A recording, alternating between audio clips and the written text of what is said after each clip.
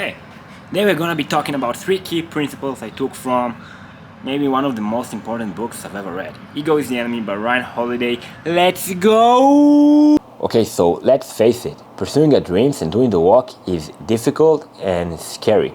And one thing a lot of us do, including myself, is that we try to solve this uncertainty by going out and talking about what we're going to do when we make it, what we're going to buy when we make it, what we're going to learn when we make it.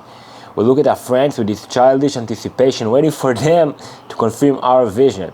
And the problem with it is that it takes us away from our goals. It gives us that false sense of relaxation that might feel good in the short term, but it just prevents us from actually doing what we need to do. Because like Ryan says in the book, the ego wants us to feel that we are done. It wants us to feel that everything we have been through was the stepping stones to make us who we are. And the problem with it is that it just prevents us from actually becoming who we want to become. And what I try to do, and hopefully it will help you as well, is just acknowledging the fact that the journey is scary and not resisting the fear. Because the ego wants us to feel that the time we spend talking about our dreams and goals with our friends to count. It wants the attention, the credit, and the glory. It doesn't want us to do the work. Don't let it. The second principle from Ego is the Enemy is passion versus purpose. We all know this good old scenario. We start on a new project, a new hobby, a new mission. We spend the first week giving everything we've got, telling everyone we know that we finally found the reason to get up in the morning. And then, after a month or two of passionate work, we continue and do it for the rest of our lives. Hell no, we just quit. We move on to the next thing, wondering why. Well, the reason is surprisingly why. Ryan speaks about the difference between passion and purpose when he tells us that passion is what makes us think that if we burn ourselves up and give everything we've got, we'll get everything we want in a short period of time.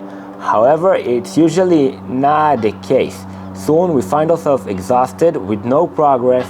Well, I think that balance here is the key. I think that we should know what our goals are and where we are going, but we should not talk about them all day long, and we should know how to zoom in and ask ourselves what we can do now in order to improve today. And Ryan speaks in the book about the importance of just keeping your own scoreboard and comparing yourself only to yourself, and then understanding who you are competing with. Because our ego is greedy, it wants us to get everything. It wants us to complete all the goals in all areas of life. And since our time here is relatively short, I actually think that distinguishing our priorities in life will be the most important thing. Do you want to compete against Elon Musk, or you just want to own a company? Or just live a quiet life and travel? Every single option is great. But the sooner you get to this realization, the sooner you'll get to your destination with less stress along the way, because you'll be able to block the distractions of people who just play the game in different areas of life. You don't see Ronaldo comparing himself with Eminem. Right.